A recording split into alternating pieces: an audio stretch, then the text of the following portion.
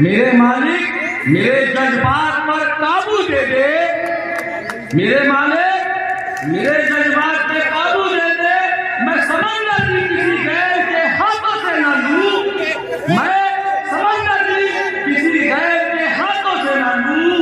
एक कतरा ही तू दे दे मैं समंदर समझूं, एक कतरा ही समंदर है अगर तू ही दे दे, एक कतरा ही समंदर है अगर तू दे दे।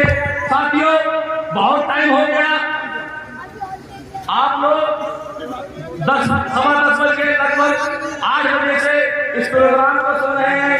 हमारे बारपेरा के संभावित जो सभासद प्रत्याशी है अयाज भाई, हाजी अयाज भाई, उनके प्रोग्राम में आप आए। मैं तमाम लोगों का, मेरी माँ और बहनों का दिल की गहराइयों से शुक्रिया अदा करता हूँ कि जो इतनी बड़ी तादाद में आप, और मौसम ठंडा भी है, अपने बच्चों को छोड़कर, गरम गरम जो बिस्तर है उनको छोड़कर हमारे जज्बातों को, हमारे जो एहसास हमारे हैं उनको सुनने के लिए आए। तमाम लोगों का दिल की गहराइयों से शुक्रिया अदा करता हूँ। साथियों,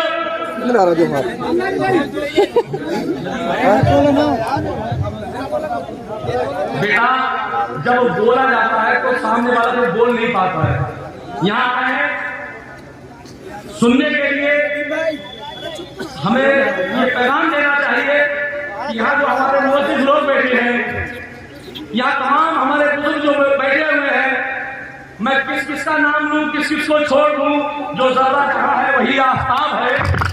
साथियों, हमारे सामने मुझे बहुत चेहरे दिख रहे हैं, मैं नाम जानता हूं, लेकिन ये लोग जो आज अब चुनाव लगभग अपने सवाब पर शुरू हो चुका है, हमारी पार्टी की विचारधारा और जो हमारी पार्टी के लोगों की सोच और नौजवानों की जो सोच थी, उस सोच से मुतासिर होकर हाजी फरियाद अहमद साहब ने अपने बेटे को, जो इसी बात से पूर्व में सभासद रहे, हमारे लिए, हमारी पार्टी के लिए अपने बेटे को दिया है। आपकी भी जिम्मेदारी ये बनती है, जो इन्होंने आपकी पार्टी के लिए अपने बेटे को, जो कारोबार में लगे हुए थे, सिर्फ शीशगढ़ की बेहतर राजनीति के लिए, शीशगढ़ के वार्ड नंबर 13 की बेहतर मुस्तकबिल के लिए इन्होंने अपने बेटे को उतारा है। तो मैं नौजवान साथियों से चाहता हूं कि जोरदार नारे के साथ इनका इस्तकबाल करना चाहिए। फरियाद हाजी जिंदाबाद, फरियाद हाजी जिंदाबाद, अयाज अहमद जिंदाबाद। साथियों, घोषणा को हमने, क्योंकि ये जो प्रोग्राम रखा गया, लगातार मेरे पास मैसेज कुछ लड़के कर रहे थे और कह रहे थे कि जो अभी पिछले टाइम पे हमारे जो एक और प्रत्याशी हैं उन्होंने सवाल रखी, उन्होंने जो बात बोली कि इसका जवाब दिया जाए।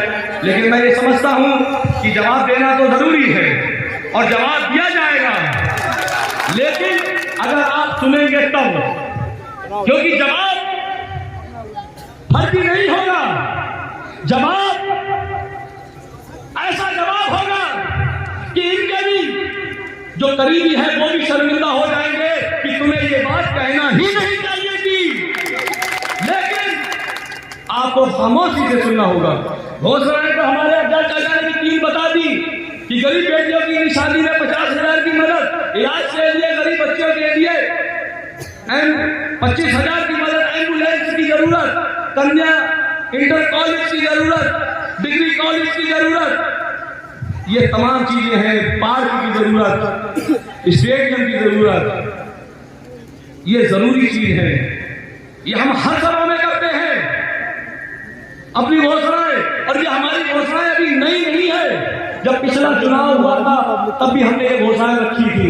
कुछ लोग अब इसी में से चुरा चुरा के कि हम स्टेडियम बनाएंगे, हम एक और मैरिज हॉल बनाएंगे, कि हम ये करेंगे, लेकिन मैं ये बताऊंगा कि जो ये अपने विकास पर इतराते हैं कि हमने इंटर कॉलेज बनवाया, हमने अस्पताल बनवाया, हम बताएंगे कि इन्होंने बनवाया या उसको बर्बाद करा, ये हम बताएंगे इनको, क्योंकि हम सिर्फ एक चीज पर अभी चुनाव लड़ रहे थे, इनकी तानाशाही और इनके घमंड, लेकिन इन्होंने वार्ड नंबर 8 में एक नया मुद्दा जो हम चाहते थे कि नहीं छोड़ो, इन्होंने एक नया मुद्दा ये दे दिया कि दलाली का तो हमारी भी जिम्मेदारी बनती है कि असली दलाल है कौन।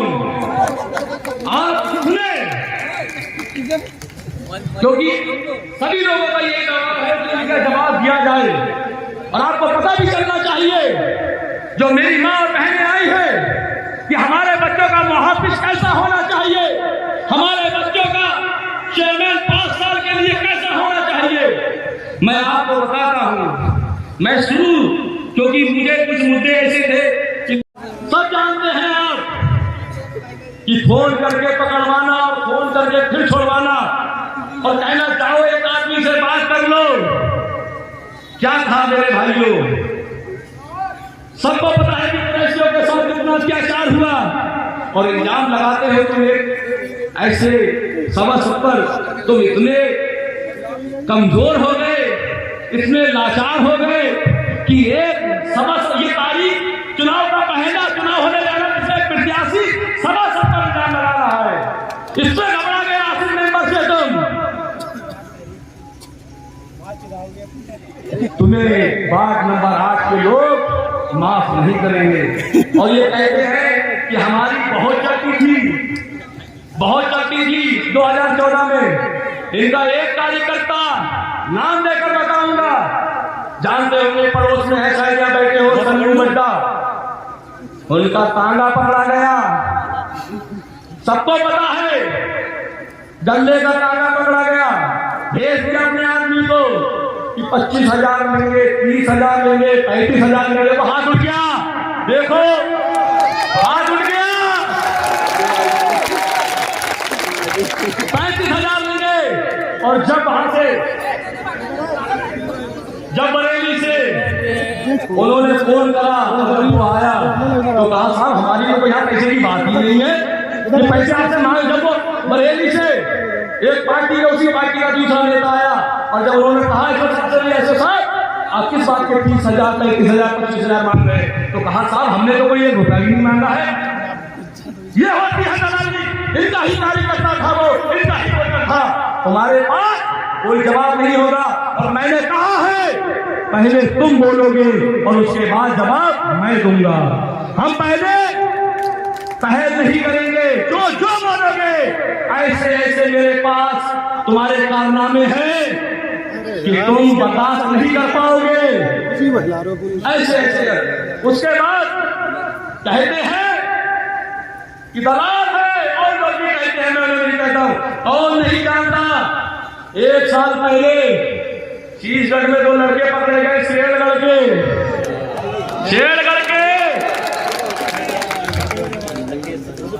2 लाख रुपए उससे मांगे गए, 50,000 खर्च हुए, 1.5 लाख खाते में आए। खाते की ये पूरी वो है जिसके खाते से आए हैं पैसे, पूरी फोटो स्टेट छपेगी कि 1.5 लाख रुपए खाते में आए। और जब उस लड़के ने डीजीपी लखनऊ को लौटाया किया तो सारे लोग झुक गए उसके घर जाके और बोले माफ कर दो, ये 1.5 की जगह 2 रख लो, लेकिन अपनी एप्लीकेशन वापस ले लो। ये होती है दलाली। बताओ आसिफ मेंबर से कोई एक नाम लेके इल्जाम लगाओ कि आसिफ मेंबर दलाल है, एक सबूत के साथ इल्जाम लगाओ और 100 सबूत मैं आज तुम्हारे चेंबर में करवाया हूं। अगर कहो तो एक सबूत देके तुम्हें नंगा कर दे, यही नंगा कर दिया जाएगा। देखिए, राजनीति करो, धमकाने की राजनीति, गाली देने की राजनीति। गाली कौन देता है? जो कमजोर होता है। और गाली दे कौन रहा है? गाली दे कौन रहा है? अरे अगर वो अपने गिरबान पर भाग कर देख ले कि उनकी 5 साल पहले की जिंदगी दूसरों की दुकानों से बिस्लरी पी के गुजरी है, जिनकी जिंदगी लोगों से रंडी गंदे खा के जिंदगी की गुजरी है। और अगर मैं इनके भट्टे पे लेबर में इनके पाटर मुझे भाई थे जो नसीर अंसारी साहब कपड़े वाले, उनका भी वहां भट्टा था, इनके भट्टे में लेबर में लड़ाई हो गई। इन्होंने बताया लेबर है बिछा की, तुम उसको ले आए। हमने फौरन हमारे भट्टे का सलाम भाई का भांजा हाजी अब्दुल सलाम साथी साहब उनका भांजा था वसीम, उसको हमने भेजा गाड़ी लेके वो लेबर लड़ाई करे। उसके बाद हम लोग गए लखनऊ, ब्याज मंत्री मरहूम उनके यहाँ गए, एक डॉक्टर हमने पकड़ा हमारे भाई के साथ जो पढ़ता था उन्हीं के गांव का था, हम लेके उनको पहुंचे और हमने कहा ऐसा ऐसा है। जब घर आए वो फिर हम गए और उन्होंने रात के 12 बजे अतुल प्रधान SHO थे वहां पर उस संगुड़ी थाने में रात में उठवा लिया। उस दिन उठ खड़ा था हम साहब के यहाँ पर, हम बरेली रुक गए। हमने कहा सुबह हमें फिर जाने में पूरी इसलिए बता रहा जी थे भी से आए थे दलजीत सिंह, तो कहा उसको फोन कर दो, तो उसने कहा कि उनके पास चले जाओ। तो उसका जवाब क्या था, जब हम उसके पास हम जाएंगे तो तुम किसका काम करोगे। ये थी नेतागिरी। आज घूम रहे हैं, हाथ पैर जोड़ रहे हैं, माफी मांग रहे हैं, मुझे माफ कर दो, मैं आगे ऐसा नहीं करूंगा, मैं बड़ा नेता नहीं बनूंगा। अरे मेरे भाई पक्का ढोंगी है, पक्का। मेरे भाइयों झांसे में मत आना। देख लिया 10 साल कैसे हमारी माँ और बहनों ने अपने बच्चों को, यहां पर भी कुछ लोग, मैंने एक मैसेज धोखे से हो गया तो ईद उसको जेल के अंदर कराई, वो बेचारा माफी मांगता रहा कि मुझे माफ कर दो, मैं लिखना नहीं जानता हूं, लेकिन किसी ने कर दिया। एक बात का मामला था, ईद के एक दिन पहले उसको जेल भेज दिया। मेरे भाइयों ये जुल्म होता है, मैसेज वाला है या नहीं है? भैया खड़ा होकर दिखाओ, हाथ देखो, गलत बात है, देखो भैया देख लो, ये है जुल्म। मेरे भाइयों मैं कोई गलत बात नहीं कर रहा, एक दोनों बैठे हैं, ये है,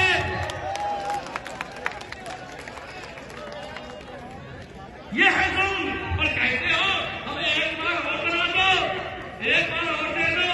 अरे मेरे भाइयों, मेरी मां और बहनों, मैं आपसे गुजारिश करना चाहता हूं और दिल की गहराइयों से गुजारिश करना चाहता हूं कि आप अपने बेटे पर, आप अपने भाई पर एक बार विश्वास कर देखो। अगर मैं आपकी उम्मीदों पर, अगर मैं आपकी जो उम्मीदें हैं, अगर मैं खरा नहीं हुआ तो मुझे भी आप इनसे ज्यादा दूर फेंकना। मैं भी आपके बीच का हूं, आपका बेटा हूं, आपका भाई हूं, आपकी जिम्मेदारी बनती है। अगर मैं मैदान में आया हूं, मेरे सभासद भाई मैदान में है, तो आपकी जिम्मेदारी बनती है कि आप ऐसे लोगों को, आप ऐसे जिम्मेदार लोगों को मैदान में लाए, कामयाब बनाए, ताकि छत्तीसगढ़ का बेहतर मुस्तकबिल हो। मैं चाहता हूं कि एजाज भाई के लिए, एजाज भाई कि जो इस बात के लोग हैं, हमें इस बात के मेंबर साहब के लिए कुछ नहीं कहना है, क्योंकि हमारे लिए शोभा नहीं देता हम किसी अपने सभासद प्रत्याशी के बारे में। सभासद कह सकते हैं, हमारा मुकाबला जो मैदान में है उनसे है, और इंशाअल्लाह ताला हमारे बीच में जितने भी हम मौजूद लोग हैं, क्योंकि कुछ लोग कह रहे हैं कि आगे के लिए रोक दो, क्योंकि अभी बैठे आगे के लिए कुछ बातें, क्योंकि एक एक बात का सबूत, ये एक एक बात का जो इन्होंने अत्याचार करा है, जो इन्होंने जुल्म करा है, एक एक बात का सबूत। जो ये लड़का जेल गया है, इसके दिन एक एक मुझे याद है, एक एक दिन मुझे इसके याद है कि कितना एक नौजवान जिसकी जिंदगी अभी खेलने कूदने की थी और तुमने उसकी गलती की वजह से उसे जेल में डाल दिया। अरे मैं कहता हूं, हमारे अंकल ने बड़ी अच्छी हदीस पेश करी थी बुखारी शरीफ की, कि बुखारी शरीफ की प्यारे नबी सल्लल्लाहु अलैहि वसल्लम से जब साहबियों ने पूछा, या रसूल अल्लाह, हमारे माँ बाप आप पर कुर्बान, एक मुसलमान पर अगर जुल्म करे, अत्याचार करे, उसकी तारीफ क्या है? हुजूर ने फरमाया कि वो कामिल मुसलमान नहीं है।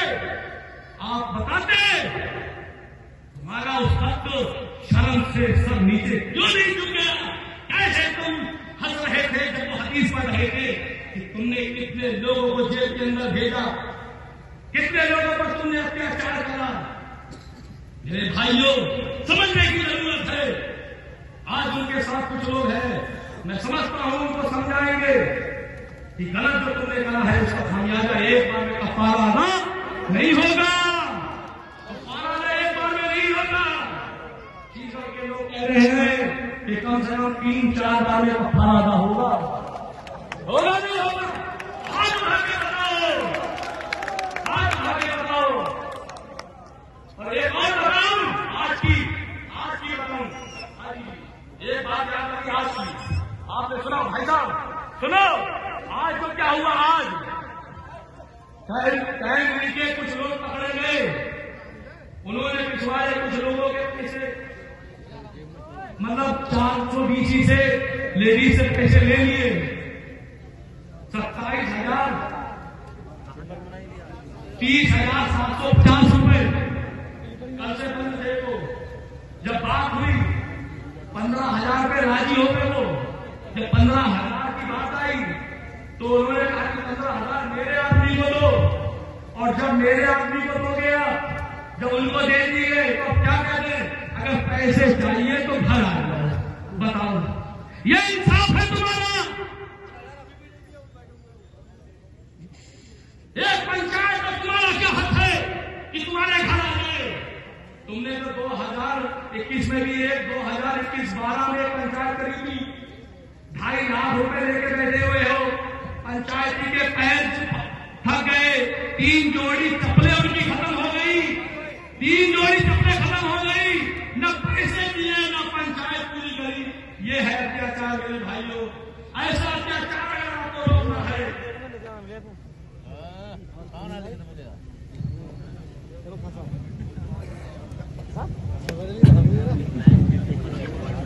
साथियों, मैं बस एक बात आपसे कहना चाहता हूं कि बहुत कम है। जितना दम है जगा दो। कुछ लोगों को मैं जगाता हूं, कुछ लोगों को तुम जगा दो। नौजवान साथियों, तुम्हारी ज्यादा जरूरत है, तुम्हारी ज्यादा जिम्मेदारी है। मैंने अभी अपने खानदान के लोगों से अपील करी थी, जब अभी 5 में एक प्रोग्राम हुआ था। मैंने कहा था कि अगर मेरी कोई गलती है, मेरी कोई कमी है, मुझे बताओ। अगर तुम नहीं आते हो, मैं तुम्हारे पास आने के लिए तैयार हूं। जो खून तुम्हारे अंदर है वही खून मेरे अंदर है, जो जज्बात तुम्हारे हैं वही जज्बात मेरे हैं। लेकिन तुम क्यों नहीं समझते हो? क्यों तुम वहां जाते हो जहां पर तुम्हारी इज्जत नहीं? आज तो तुम्हारी होटल पर चाय भी बंद करा दी। मेरे भाइयों, ऐसा अत्याचार, कैसा ये अत्याचार है? मैं अपने लोगों से अपील करना चाहता हूं, आओ मेरे साथ। मैं अपना सर का ताज तुम्हें बनाऊंगा। मैं तुम्हारा बेटा हूं, तुम्हारा नाती हूं, तुम्हारा भाई हूं। मेरे जज्बातों को समझो। मुझे पैसे की लालच की वजह से मैं इस राजनीति में नहीं आया हूं। अल्लाह तबारक तआला ने मुझे बहुत दिया है, उसका एहसान है, करम है, उस मालिक का बहुत कुछ दिया है। लेकिन मेरे अंदर, मेरे दिल के अंदर जज्बात है। मैं कुछ करना चाहता हूं। मेरे साथ आओ, मेरे हाथों को, मेरे कंधों को मजबूत करो। और याद भाई, जो हमारे बाद 13 से सवासद है, उनके भी कंधों को मजबूत करो। साथियों, साथियों, जब हम वहां पहुंचे, जो मैं बताना चाहता हूं आपको, आपके सुन के कान और आपका दिल अगर अल्लाह ताला ने दिया है, अगर आपके अंदर एहसास है, तो आपको ये लगेगा कि वाकई में जालिम किसे कहते हैं। जब हम वहां पहुंचे, सुना उसे थाने से लाया गया, राजमंत्री जी का बात है, वहां लाया गया, उससे कहा गया, छत्तीसगढ़ के लोग भी, उनका नाम बताऊंगा, वो वहां मौजूद थे। बाबू भाई, उनके भट्टे की थे, वो भी वहां मौजूद थे। और जब उनको लाया गया तो उसके परिवार के लोग, प्रधान वहां मौजूद थे। उनसे कहा गया कि भाई बता, ये हाजी जी बता रहे हैं तेरे ऊपर कितने रुपए हैं। जब उसने कहा कि इनको पता होगा, तो उन्होंने कहा तू बता। बोले ये तो बहुत बता रहे। बोले कितने? बोले 11-12 लाख बता रहे। बोले साहब इतने ही होंगे। जैसे ही उसने इतना कहा, प्रधानमंत्री ने उसके एक थप्पड़ मारा कि क्या इतने पैसे वाकई में है? हम तो ये समझ रहे थे 4-5 लाख होंगे और बाकी ये तुमने लेके आ गए ताकि हम इनको आगे पैसे में फैसला हो जाए। उसे कहा कब देगा पैसे? बोले साहब पैसे इनके दूंगा। पर्चा लिखो। बोले साहब कितने रुपए बता रहे? बोले 11,68,000। बोले साहब इतने नहीं दूंगा। बोले इतने क्यों नहीं देगा? तू कह रहा, बोले साहब पैसे तो है इतने नहीं दूंगा। बोले सर 1,55,000 कम दूंगा। बोले 1,55,000 कम देगा, क्यों? बोले साहब उनका भैया ने 1 लाख रुपए तो ले ली मुझसे छत्तीसगढ़ में, 50,000 रुपए तो मुझसे लेके आए राजस्थान से, और 5,000 के खा गए मेरे मुर्गे, 5,000 के खा गए मेरे मुर्गे। 1,55,000 दूंगा, रिकॉर्डिंग सुनाऊंगा तुम्हें, पूरी सीडी चलेगी तुम्हारी, और सिराज भी आएगा। 1,55,000 रुपए लेके कहा भाग जा, तेरा कुछ नहीं होगा। 5,000 की ये लोग मुर्गे खा के आए, और 50,000 का ये लोग राजस्थान से लेकर आए, और कहा बाबू भाई बोले कुछ झूठा है, क्या लगा रहा है भाई, दे दो। उन्होंने कहा मेरी बीवी खड़ी है, मेरा मोबाइल है, उसके पास लेके आओ। बोले सुबह ही फोन आया था, कबूल ना मत, हम आ रहे हैं। जैसी बोले नंबर बताओ, उसे नंबर दिया, और जैसी बाबू भाई ने अपने मोबाइल में डाला, नाम लेके आ गया। कौन है बाबू भाई? बोले क्यों कहो? बोले भाई आने बोले आना मत, इसने सब कुछ कबूल किया। ये है तुम, इसके बावजूद भी तुम अगर इस तालीम के साथ खड़े हो तो क्योंकि जो तालीम के साथ खड़ा होता है, जो जुल्म करने वाले के साथ खड़ा होता है, उसकी तारीफ जालिमों में चुनी जाती है।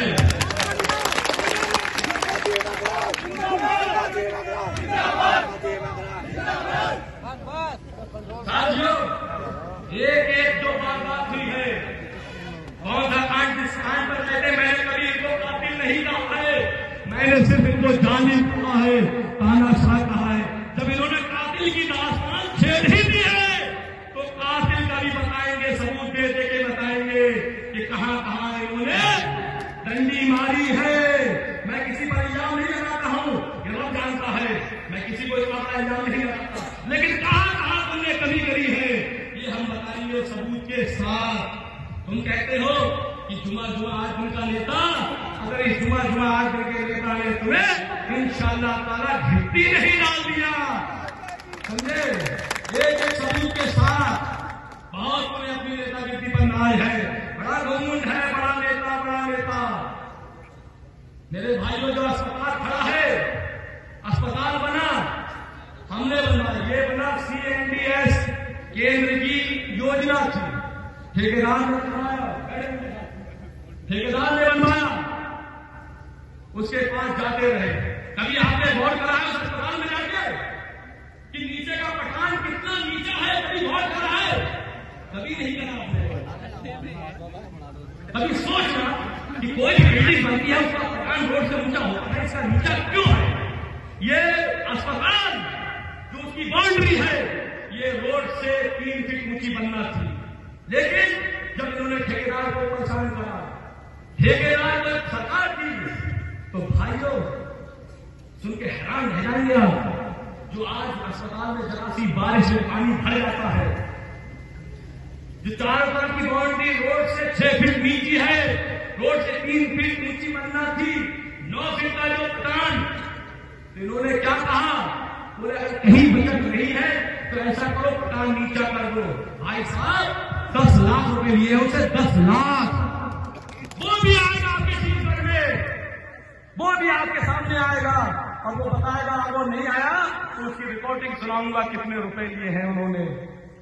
जो आप स्कूल पढ़ा है, ये समझा का शायद ठेकेदार ना खा ले, कहते हमने विकास करा, विकास पूरा नहीं करा।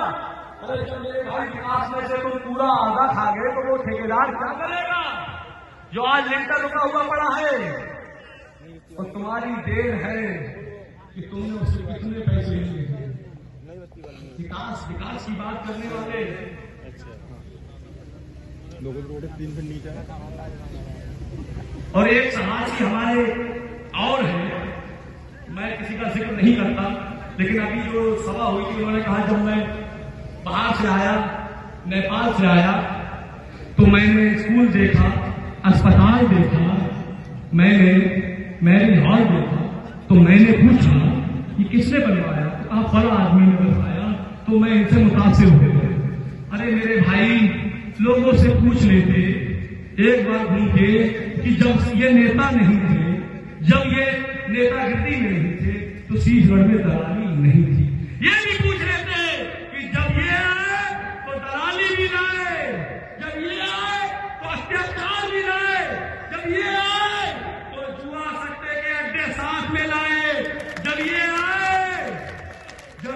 आए तो थाने में एक दलाल भी आया। कौन नहीं जानता है? इनका सगा दोस्त किसी बात से जब उसने फोन किया, पीलीभीत का कोई काम था,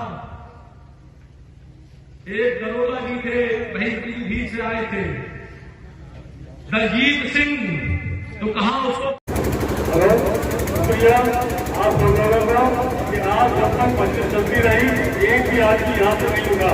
और मुझे कुछ इलाकों में आज जब कैंडिडेट खड़ा होना था तो तकलीफ फट जाती थी, इसलिए उसे तकलीफ करना था।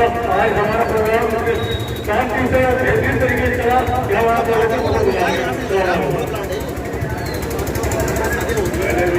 सबसे मेरे गुजारिश है कि कार्यालय पर पहुंचे, पब्लिक को मेरे गुजारिश है सब लोग कार्यालय पर पहुंचे। अब तुमने सभा देख भी ली, इस सभा इतनी बेहतरी के लोगों को 3 सभाएं थी, तो 3 बजे तक